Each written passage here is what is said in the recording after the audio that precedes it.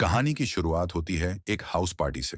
यहाँ कुछ दोस्त एक टेबल पर बैठे मस्ती कर रहे होते हैं। लड़कियां कैलोरी गिनने की बातें कर रही होती हैं। तभी एक लड़की अपने फोन का एक ऐप दिखाती है जो खाना ट्रैक करता है। दूसरी लड़की भी वही ऐप डाउनलोड करना चाहती है, लेकिन सर्च करते समय उसके सामने एक अजीब सा ऐप आ जाता है जिसका नाम होता है काउंटडाउन। इस ऐप के डिस्क्रिप्शन में लिखा होता है कि यह बिल्कुल सही बताएगा कि इंसान की मौत कब होगी। ये सुनकर सब हंसने लगते हैं और मजाक मजाक में इसे डाउनलोड कर लेते हैं। फिर सब मिलकर इसे एक गेम बना लेते हैं। हर किसी को 30 से 60 साल की जिंदगी बची दिखती है, लेकिन कोर्टनी के फोन में सिर्फ 3 घंटे बचते हैं। ये देखकर सब उसका मजाक उड़ाते हैं। तभी उसका बॉयफ्रेंड इवन उसके लिए ड्रिंक कर लेता है। पार्टी के बाद इवन कार लेकर आता है, लेकिन वह नशे में होता है। कोर्टनी उसे गाड़ी चलाने से रोकती है और खुद पैदल ही घर जाने लगती है।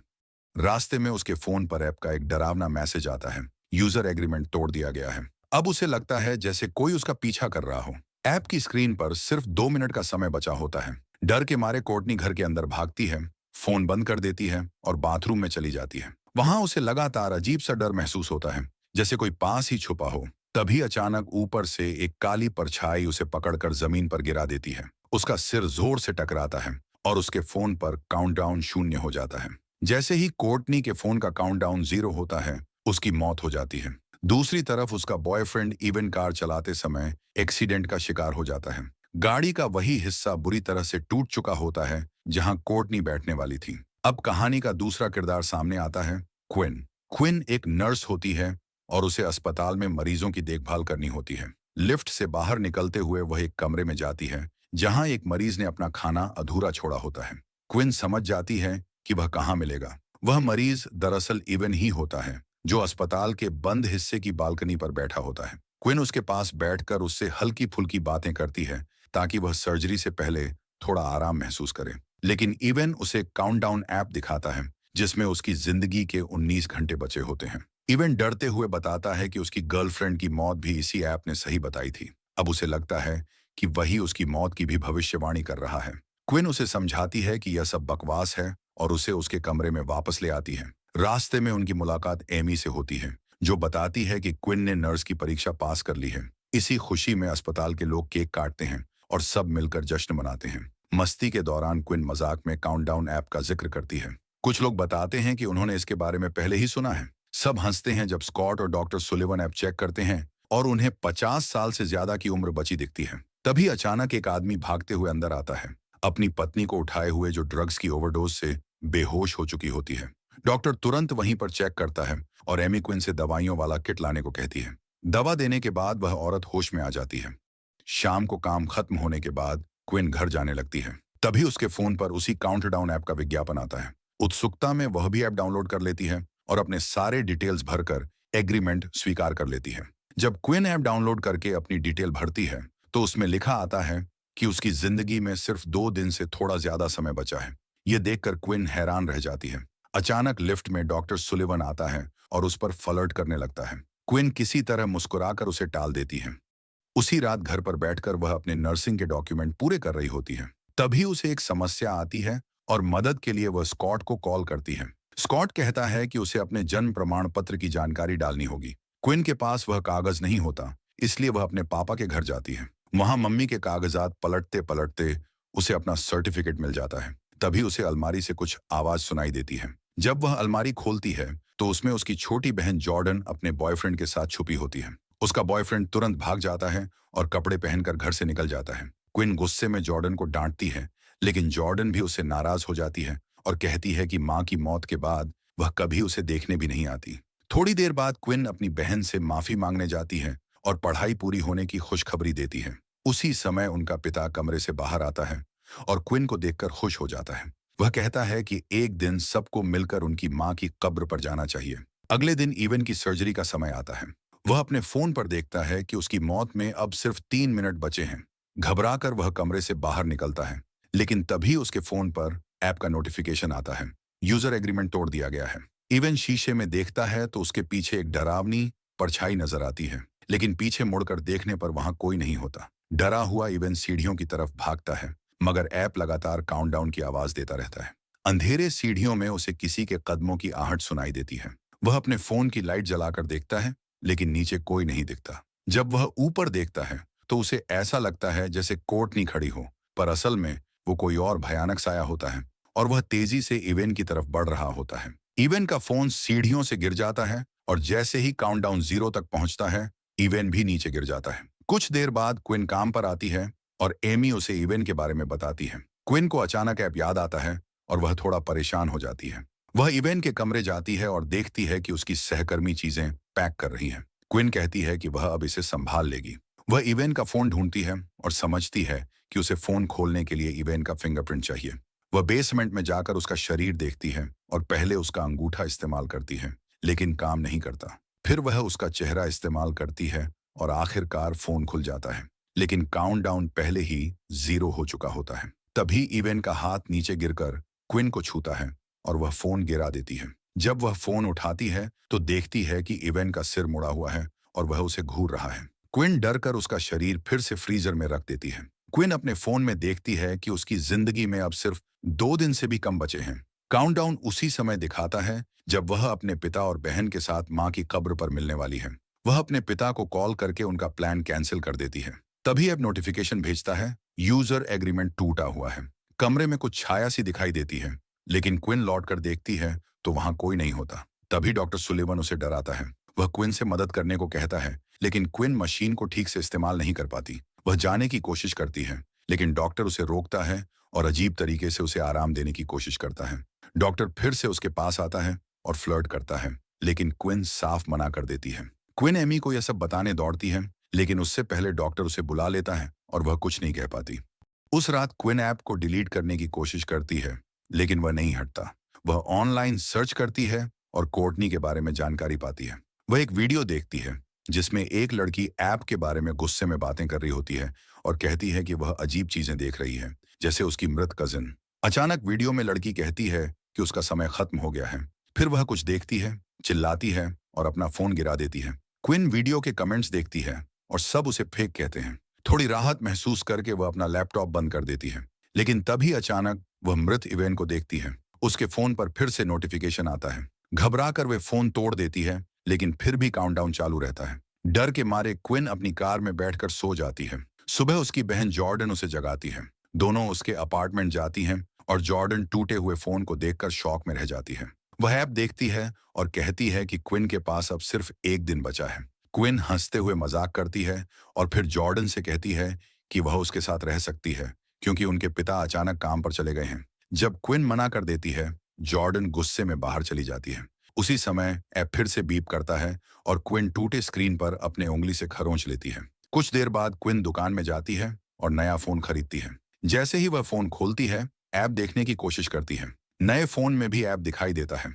वह दुकानदार से ऐप के बारे में पूछती है, लेकिन वह भी इसे डिलीट नहीं कर पाता। फिर क्विन कार में बैठकर ऐप देखती है और बैक कैमरा में अचानक एक डरावना साया दिखाई देता है। यह सिर्फ बैक कैमरा में ही दिखता है। अचानक वही साया उसे पीछे से पकड़ लेता है और क्विन दूसरी कार से टकरा जाती है, खुद बाहर गिर जाती है।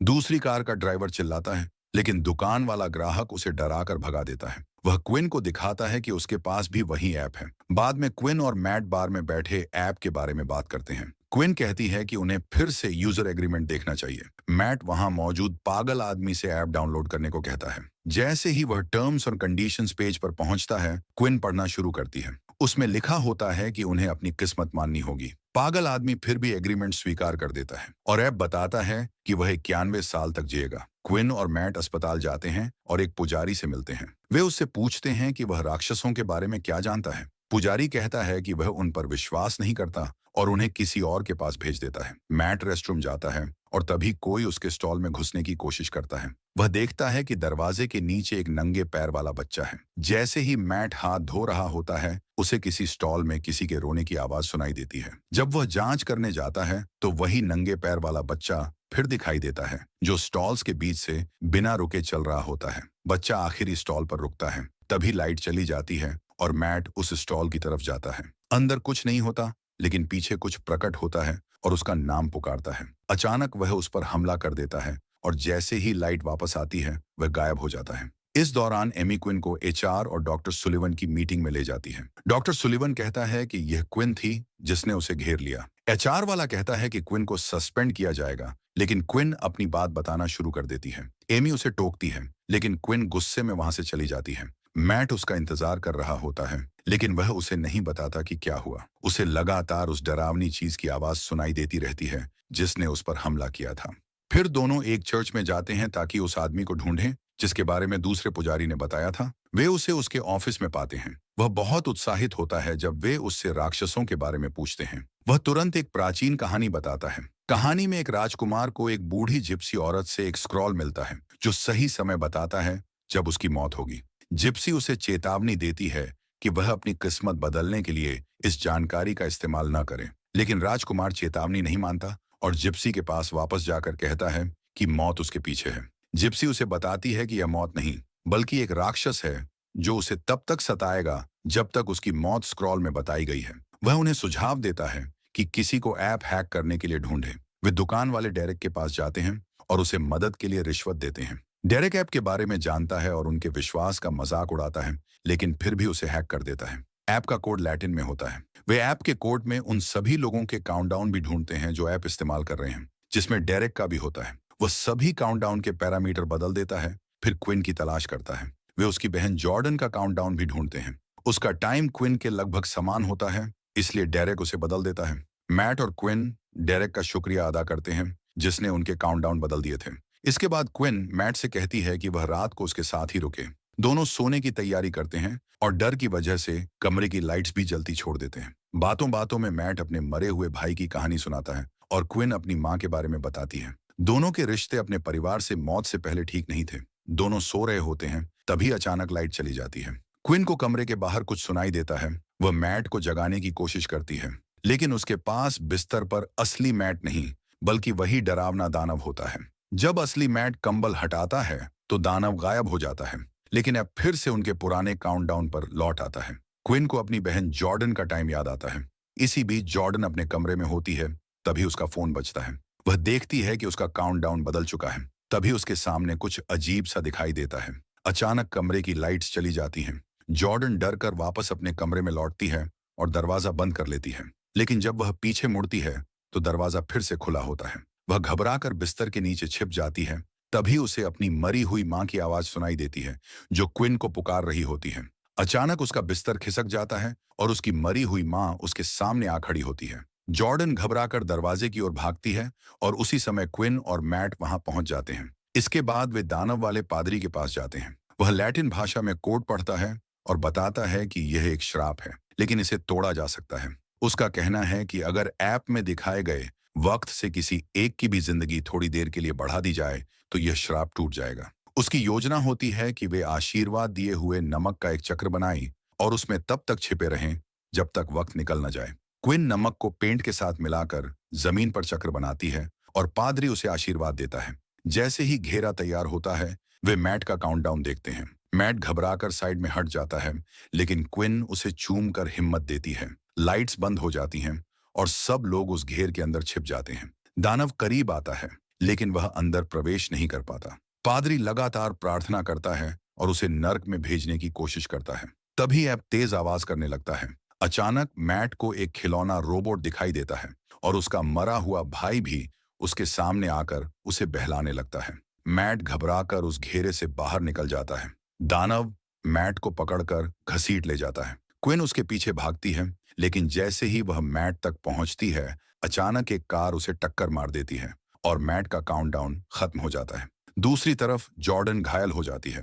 क्विन उसे अस्पताल ले जाती है। वहां एक सहकर्मी क्विन को बताती है कि वह जानती है डॉक्टर सुलिवन के बारे में क्या हुआ और अगर क्विन उस पर कार्यवाही करेगी तो वह उसका साथ देगी। फिर क्विन देखती है कि सुलिवन जॉर्डन से बात कर रहा है। वह मन ही मन कोई योजना बनाती है। क्विन अपनी बहन को कहती है कि उनकी माँ की मौत उनकी गलती नहीं थी। दोनों बहनें रोकर गले लगती हैं और जॉर्डन कहती हैं कि अगर मरना ही है तो कम से कम आखिरी पल साथ रहेंगे।